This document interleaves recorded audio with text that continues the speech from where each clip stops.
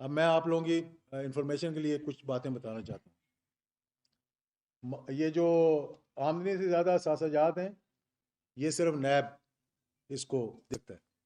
پہلے money laundering جو ہے وہ نیب دیکھ سکتا تھا. وہ کیس ان کا کلوز ہوئے کوئی 1.5 سال 2 سال ہو گئے. وہ بھی کسی کی خواہش پہ چلایا گیا تھا, کسی کی خواہش پہ چلایا گیا تھا. وہ انہوں نے پورا بھگتا, وٹنسز دیے, سارے اپنی کتابیں کھول کے ان کے سامنے رکھ دیں. آخر انہوں نے اس کو کلوز کر کے اور انہوں نے کہا جی کہ ایک چیز ہے کہ ایمنسٹی کے دوران چند ایک پیسے جو ہے وہ آپ نے باہر سے منگوائے تھے, ایمنسٹی کے دوران جو ڈکلیئرڈ ہے ایف پی آر کو اور اس پہ ٹیکس پے کیا ہوا ہے, اس میں بھی نہیں پکڑ سکتے. منی لانڈرنگ کے کیس میں وہ ختم ہو گیا. اب منی لانڈرنگ میں آپ کسی کو نہیں پکڑ سکتے, کوئی مقصود چپڑاسی ہو یا کوئی فلودے والا ہو یا کوئی رکشے والا ہو. یہ جو ابھی آرڈیننس کیا ہے سرٹیفائڈ منی لانڈررز نے, اس کو ختم کر دیا.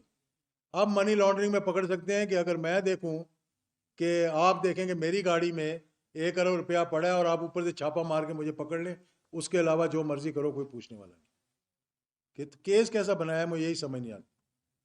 اب تھوڑی سی بات دیکھیں, یہ چیزیں جو ہے نا, یہ ملک کے اندر اس وقت کیا انتشار کی ضرورت ہے یا اتفاق رائے کی ضرورت ہے. اور میں اتفاق رائے کے لیے, ایک اچھا ماحول پیدا کرنے کے لیے, میں آج سے نہیں کوشش کر رہا, میں 5 مارچ سے کوشش کر رہا ہوں, جب سے یہ سارے معاملات شروع ہوئے.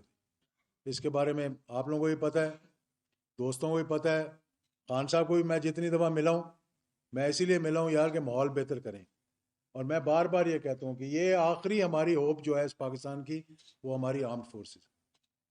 اگر اس کو ہم متنازع بنا دیں گے تو میں آپ کو یقین سے کہہ رہا ہوں اس وقت جو حالات ہیں اس ملک کے, وہ ڈو اور ڈائی والے ہیں. یعنی جب ایک ڈیفینس منسٹر کھڑا ہو کر کہہ دے, اس سے بڑا تو ہوتا کوئی نہیں ہوتا میرے خیال میں دیکھا جائے تو, کیونکہ وہ ڈیفینس منسٹر ہے, سارے آرمڈ فورسز اس کے انڈر آتی ہیں اگر کاغذی طور پہ دیکھا جائے تو, ویسے میں نہیں کہہ رہا. تو وہ کھڑا ہو کر کہہ دے کہ ملک ڈیفالٹ کر گیا تو پھر کیا رہ جائے. ہم نے تو صرف یہ کہا تھا کہ معاملات کو ٹھیک کریں آپ. تو اس بارے میں دیکھیں اور بھی غلط فہمیاں بڑی ہوئی ہیں. میں یہ بڑے بڑے بڑے دکھ کے ساتھ یہ بات کر رہا ہوں. ایک زمانہ آیا تھا کہ لوگ کہتے تھے اب محترمہ کبھی اقتدار میں نہیں آ سکتی, لیکن وہ اقتدار میں آئی نا. کس نے کمپرومائز کیا؟ کمپرومائز ہوا نا. اس کے بعد ایک زمانہ آیا, لوگوں نے کہا جی نواز شریف صاحب اور بے نظیر دونوں اقتدار میں نہیں آ سکتے. اور کتنے سال تک کہا کہ آپ 100 سال تک وردی میں بیٹھے رہیں تو ہم آپ کے ساتھ ہیں. کہا گیا تھا کہ نہیں کہا گیا تھا؟ پھر کیا ہوا؟ محترمہ بھی واپس آئی این آر او کر کے, اور جو کہہ رہے تھے کہ محترمہ نے کبھی واپس نہیں آنا, آپ لوگ ٹکا کے حکومت کرو, تو انہوں نے ہی این آر او کیا اور وہی اس کو واپس لے کر آئے. اس کے بعد نواز شریف صاحب جب محترمہ آ گئیں تو نواز شریف کو سعودی عربیہ نے زبردستی بھیجا پاکستان, آپ نہیں رکوا سکے. بڑا آپ نے بات کی. جب پہلی دفعہ جب آئے تھے سعودی انٹیلیجنس کے چیف اور حریری, آپ کو یاد ہوگا 10 سپٹمبر میں جب میاں نواز شریف آئے تھے, اگر آپ کو یہ بات پتہ نہیں تو میں آج بتا دیتا ہوں یہ بات. اس وقت انہوں نے کہا تھا کہ سعودی ایک ہی سوال پوچھ رہے ہیں کہ اگر اس کو لے کے جانا ہے واپس, نواز شریف کو واپس بھیجنا ہے, تو کیا محترمہ آئے گی؟ یہ گارنٹی دی تھی اس وقت کی صدر پاکستان نے کہ وہ نہیں آئے گی. جس دن محترمہ لینڈ ہوئی اس کے بعد کراچی میں دھماکہ ہوا, اس کے بعد پنڈی میں وہ اللہ کو پیاری ہو گئیں. مطلب جس دن وہ لینڈ کی اس دن سعودی عربیہ نے کہا کہ اب یہ بھی جائے گا واپس, تم روک کے دکھاؤ.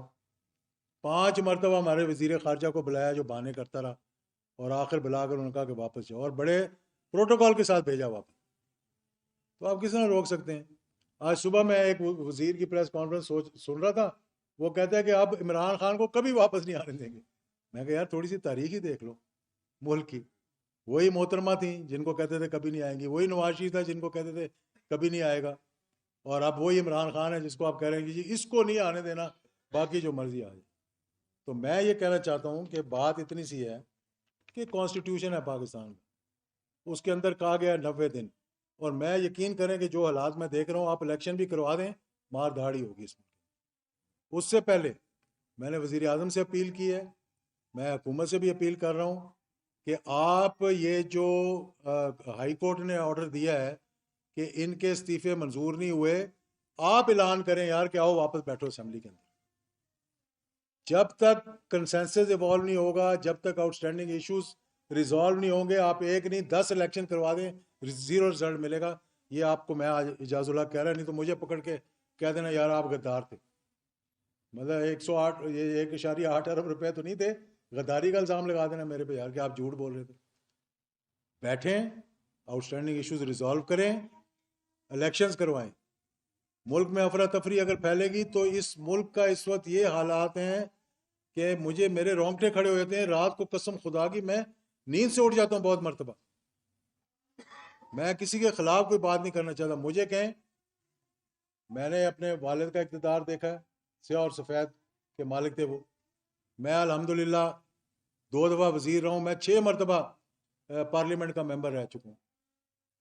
مجھے کہیں کہ یار اجاز اللہ کا اگلا الیکشن نہ لڑے، میرا دل ہی نہیں کرتا میں الیکشن لڑوں. یقین کریں آپ، یعنی کیا میں الیکشن لڑ کے ہم کر لیں گے، کون سا تیر مار لیں گے ہم. تو اس لیے ان کو بلائیں واپس، اسمبلی میں بیٹھیں، طے کریں آؤٹ اسٹینڈنگ معاملات اور الیکشنز کا اعلان کروائیں. اس وقت ایک بڑا اچھا کوڈ ہے کہ پوائزن کو ختم کرنے کے لیے مزید پوائزن نہیں دینا چاہیے. تو to cure a poison you don't have to give more poison. اس کے لیے آپ اس کا کیور نکالیں اور وہ دیں.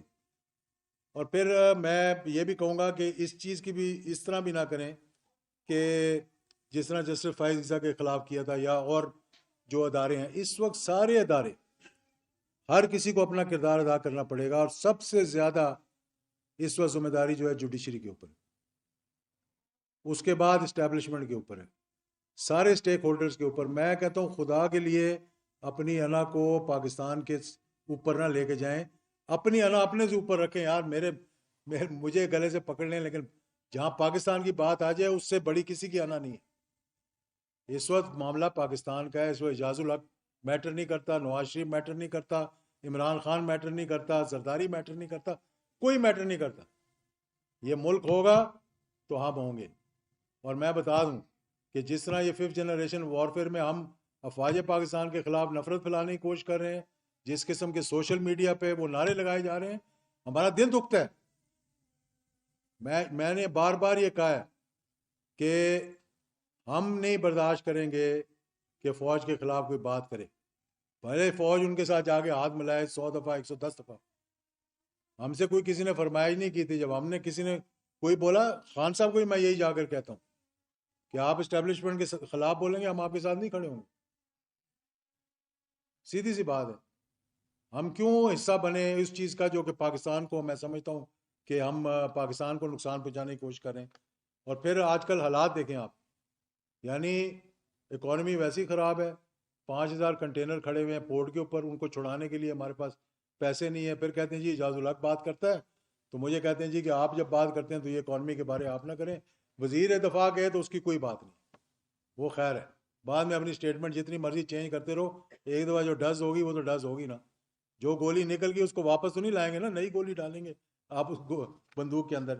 پھر بلوچستان کے اندر جو ہو رہا ہے آپ دیکھیں اس پہ. میں کہوں گا چیف جسٹس سے، بلوچستان کے بھی اور یہاں کے بھی، اپنا سپریم کورٹ کے بھی، کہ خدا رہا اس پہ سو موٹو نوٹس لیں.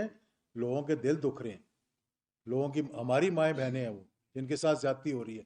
میں نہیں کہتا کس نے کی ہے کس نے نہیں کی. آپ سو موٹو نوٹس لیں، ایک جے آئی ٹی بنائیں آپ عدلیہ کی، جس میں آپ چیف جسٹس بلوچستان کو کہیں کہ وہ بیٹھے، آپ اپنے یہاں سے 2 جج بھیجیں، اور اس کا مطلب جو بھی ہوا ہے وہ نکالیں. کیونکہ یہ پھر نفرتیں پھیل رہی ہیں، نفرتیں پھیل رہی ہیں. جن لوگوں کا آپ نام نہیں سننا چاہتے، پاکستان کے لیڈر جیسے وہ جیل سے چھوڑتے ہیں ان سے مل رہے ہوتے ہیں، تو آپ کیا پیغام دے رہے ہیں؟ سب محب وطن ہے، کوئی غدار نہیں ہے. کہ آپ 100 دفعہ کسی کو غدار بنانے کی کوشش کریں گے، وہ غدار تو نہیں بن جائے گا. اور میں یہ کہوں گا کہ دیکھیں، رانا ثناء اللہ انٹیریئر منسٹر ہے، میں ان کی بڑی قدر اس لیے کرتا ہوں کہ جب میں مشکل میں تھا، میرے خلاف غلط کیس بنایا گیا تھا، انہوں نے میری مدد کی تھی. ہم نے کہا جس وقت ان پہ کیس بنایا گیا کہ یہ غلط کیس بنایا، میں نے یہ کہا تھا، میں ریکارڈ پہ ہوں، میں اس کی آپ کو کلپ سنا سکتا ہوں. شاہد خان عباسی پہ کیس بنا، ہم نے کہا کہ یہ غلط بنا. احسن اقبال میں بنا, اس نے بھی کہا, ہم نے بھی کہا, کیوں ہمارا ایک تعلق ہے, ایک رشتہ ہے ان کے ساتھ. تو اب آپ وہی کام کر رہے ہیں جو آپ کے خلاف ہوا. یعنی کیسا وش سرکل ہے یہ کہ جو آپ بھگتتے رہے ہیں اور اس پہ آپ تڑپتے رہے ہیں, جیلیں کاٹتے رہے ہیں. اب آپ چاہ رہے ہیں کہ دوسروں پہ بھی وہی کیس بنائے, اور کیا آپ کی انا کو تسکین پہنچتی ہے اس سے؟ تو جناب میں حاضر ہوں آپ کے لیے, آپ مجھے پکڑ لیں, کیونکہ پہلے بھی تو نوٹس مجھے بھجوایا نا. اب میں پیمرا کو کہتا ہوں, میں نے یہ کہا ہے کہ F I A should apologize on sending the notice on which my reputation was ruined. صحیح بات ہے. پہلی بات تو اس پہ کسی کو یقین نہیں آیا. میں نے ان کو کہا یار 10 پیپلز پارٹی کے لوگ لے آؤ, اس سے زیادہ تو ہمارا کوئی مخالف نہیں, نہ سیاسی طور پہ, نظریاتی طور پہ میری اور زرداری کی مخالفت ہے, لیکن ذاتی طور پہ ہماری بڑی اچھے مطلب رابطے بھی ہیں, اور کبھی پوچھ لینا میرے بارے میں اس سے بھی, تو وہ بھی اچھے الفاظ میں بات کرے گا. خورشید شاہ صاحب میرے بعد وزیر آئے ریلیجس افیئرس کے, انہوں نے کھڑے ہو کے اسمبلی میں کہا کہ اعجاز اللہ کے خلاف کوئی چیز نہیں ہے. کوشش تو کی ہے سب نے نکالنے کے لیے. تو اس لیے میں کہتا ہوں کہ مہربانی کریں, اور ملک میں پہلے ہی افراتفری پھیلی ہوئی ہے, مزید افراتفری نہ پھیلائیں, اور انڈیویجولز میٹر نہیں کرتے اس وقت. میں اسٹیبلشمنٹ سے بھی کہوں گا, میں جوڈیشری سے بھی کہوں گا کہ اپنا اپنا کردار ادا کریں. یہ جو بجائے اس کے کہ فلاں پہ ہم نے کانٹا لگا دیا یا فلاں پہ کانٹا لگا دیا, اعجاز الحق پہ کانٹا لگا, وہ کانٹے سے کام نہیں چلے گا بھائی, بیٹھ کے بات کرنے سے کام چلے گا. بٹھوائیں ان کو سب کو, چاہے آپ کو ڈنڈے کے زور پہ بٹھانا پڑے, چاہے آپ کو کسی اور زور پہ بٹھانا پڑے, ان کو بٹھائیں آپ. جوڈیشری کو بھی میں کہوں گا کہ آپ بھی اپنا کردار ادا کریں. اسٹیبلشمنٹ نے ماضی کے اندر بھی اپنا کردار ادا کیا ہے, وحید کاکڑ نے اپنا کردار ادا کیا تھا, ملک کو اس وقت بھی ایک کرائسس میں آ گیا تھا, انہوں نے اس کرائسس سے نکالا ملک کو. نہ صدر نے اعتراض کیا تھا, نہ وزیر اعظم نے اعتراض کیا تھا, ملک میں الیکشن ہو گئے تو سب ٹھیک ٹھاک ہو گیا تھا. لیکن نا الیکشن سے تو کوئی فرار نہیں ہے نا. لیکن اس وقت اگر موجودہ صورتحال کے اندر بغیر کنسنسس ایوالو کیے, بغیر آؤٹ اسٹینڈنگ ایشوز کو ریزالو کیے اگر آپ نے الیکشنز کروائے, تو کسی نے اس الیکشن کو ماننا بھی نہیں ہے, اور جو ہارے گا وہ بھی لڑے گا, جو جیتے گا وہ بھی لڑے گا. اس لیے اس ملک کو اس کرائسس سے نکال لیں. ہماری قربانی کی ضرورت ہے. تو مجھے کوئی صاف کہہ دیں اعجاز اللہ کہ آپ نے الیکشن نہیں لڑنا, میں نہیں لڑوں, بات ختم ہوگی. اور بھی میرے جیسے بہت ہوں گے جو اس وقت ملک کی خاطر ہر قربانی دینے کے لیے تیار.